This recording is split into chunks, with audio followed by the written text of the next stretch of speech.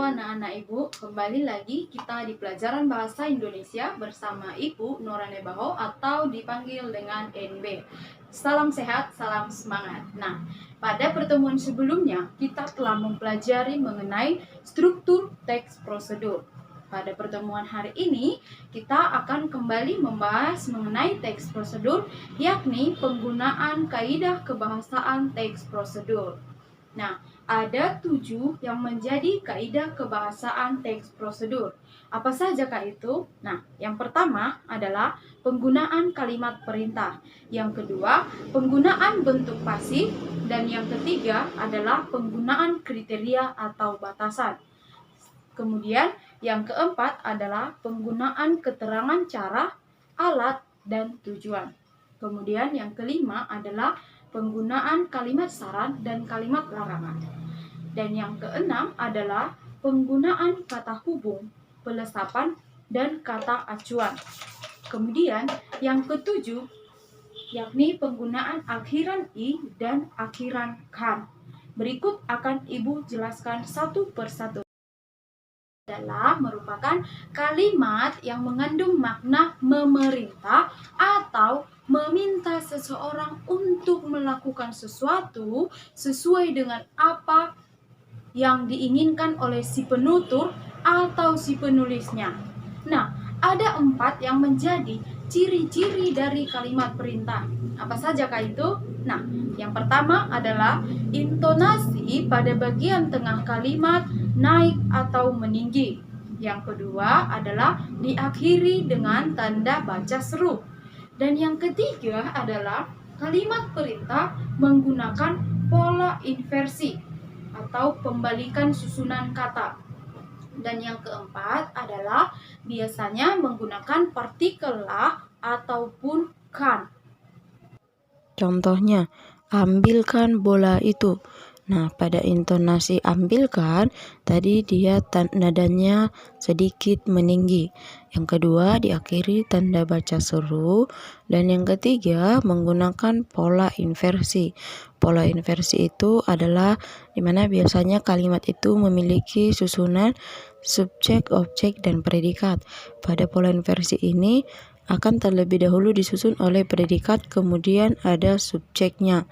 Yang menjadi subjek adalah bola dan predikatnya adalah ambilkan. Nah, berikutnya adalah menggunakan partikel lah ataupun kan. Pada contoh ini menggunakan partikel kan. Yang kedua, yang menjadi kaidah kebahasaan teks prosedur adalah bentuk pasif atau untuk proses, di mana pengertiannya adalah instruksi atau panduan dapat diberikan dalam bentuk pasif. Jika kita ingin berbicara tentang proses, yaitu bagaimana membuat atau melakukan sesuatu. Nah, berikut contohnya. Anda sebaiknya menekan tombol keyboard dengan lembut. Kemudian proses pasifnya, tombol keyboard sebaiknya ditekan dengan lembut. Yang menyatakan di sini bentuk pasifnya adalah karena predikatnya dengan kata ditekan. Kemudian pada aktifnya menekan. Nah, kita berbicara mengenai proses, maka kita menggunakan kalimat tombol keyboard sebaiknya ditekan dengan lembut. Nah, yang ketiga yang menjadi kaidah kebahasaan dalam teks prosedur adalah kriteria batasan, di mana kriteria batasan merupakan teks prosedur dibuat agar orang bisa melakukan seperti apa yang ditulis. Oleh karena itu, kalimat pada teks prosedur harus rinci atau diuraikan secara detail dan jelas batasannya. Berikut adalah contohnya. Angkat kaki kanan. Nah, di sini tidak ada batasannya, kita hanya diminta untuk mengangkat kaki kanan. Yang kedua, angkat kaki kanan setinggi lutut. Nampak batasannya, kita mengangkat kaki kanan setinggi lutut. Berikutnya, langkahkan kaki kanan 2 kali dan pada hitungan 4 bertepuk tangan.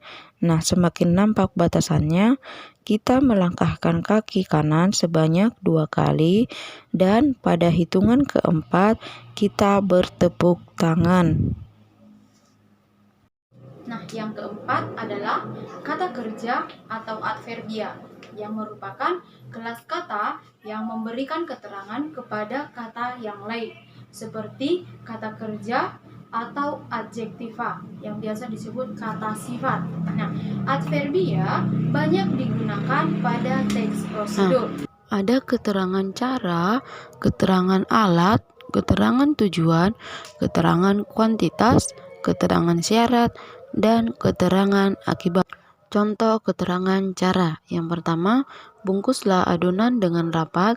Kedua, bunyikan gendang secara serentak. Contoh keterangan alat. Yang pertama, gambar dena dengan pensil 2B. Alatnya adalah pensil 2B. Yang kedua, keringkan tangan dengan menggunakan handuk bersih. Alatnya adalah handuk bersih. Berikutnya, contoh keterangan tujuan. Yang pertama, siram bunga secukupnya agar tidak layu. Yang kedua, rajin cuci tangan supaya terhindar dari penyakit. Contoh keterangan kuantitas. Yang pertama, pupuklah tanaman sebulan sekali. Yang kedua, ulangi gerakan selama 3 kali. Contoh keterangan syarat. Yang pertama, jika ingin terhindar dari penyakit, jagalah kesehatan. Yang kedua, kalian bisa keluar rumah sebentar asal pakai masker. Yang berikutnya, keterangan akibat. Pertama, goreng adonan yang sudah dibentuk. Tunggu hingga berwarna kecoklatan. Yang kedua, rebus ubi sampai empuk. Nah, yang berikutnya adalah kalimat saran dan kalimat larangan.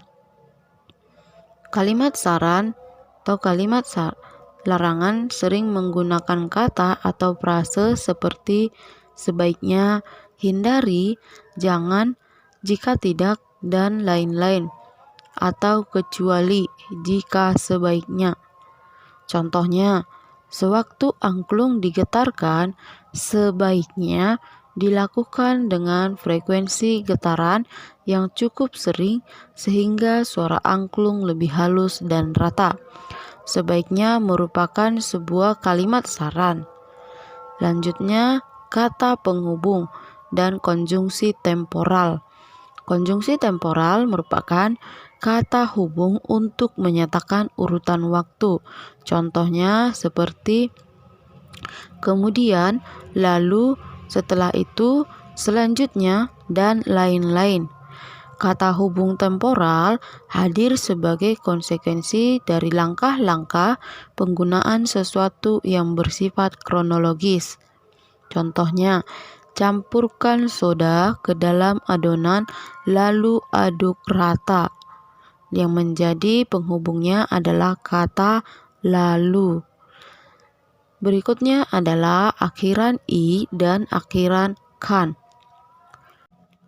Akhiran i digunakan jika objek dalam kalimat tidak bergerak, sementara akhiran kan dipakai jika objek bergerak. Contohnya, lumuri loyang dengan mentega yang menggunakan akhiran i, sementara lumurkan mentega pada loyang yang menggunakan akhiran kan. Demikian penjelasan mengenai materi kita, kaidah kebahasaan teks prosedur. Nah, semoga video pembelajaran ini bermanfaat dan dapat dipahami anak-anak ibu sekalian. Tetap semangat, tetap jaga kesehatan.